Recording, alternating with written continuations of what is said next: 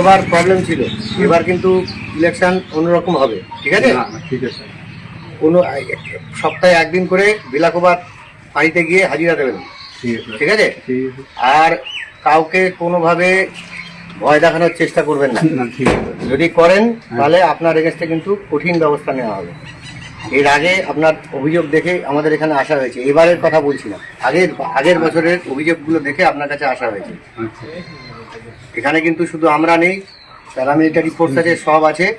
সুতরাং এমন কোনো কাজ করবেন না যেখানে ভোটের কোনো রকম অসুবিধা হয় বা কোনো ভোটারের অসুবিধা হয়। বুঝে গেল? অবশ্যই অবশ্যই।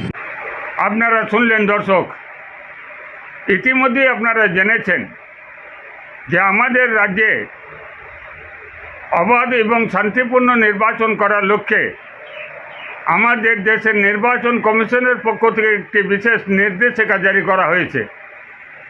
আর সেই নির্দেশিকাতে বলা হয়েছে, বিগত নির্বাচনগুলিতে যাদের নামে অভিযোগ দায়ের আছে, মানে খুন খারাপি, মার, দাঙ্গা, ভোট লুট, এই কাজে যাদের নাম নথিভুক্ত আছে তাদেরকে লকআপে পড়তে হবে, তাদেরকে কাস্টডিতে নিতে হবে। আর সেই কাজের অঙ্গ হিসাবেই আমাদের রাজ্যের পুলিশ প্রশাসন প্যারামিলিটারিকে সাথে নিয়ে যাদের নামে অভিযোগ আছে তাদেরকে ডেকে নিয়ে সতর্ক করছে, আপনারা দেখতে পেলেন। আপনারা কি মনে করেন এবারের বিধানসভা নির্বাচন কি শান্তিপূর্ণ অবাধ নির্বাচন হবে, নাকি বিগত নির্বাচনেরই পুনরাবৃত্তি হবে? আপনার গুরুত্বপূর্ণ মতামত এই হদিস টিভির কমেন্ট বক্সে অবশ্যই লিখবেন। সকলকে নমস্কার।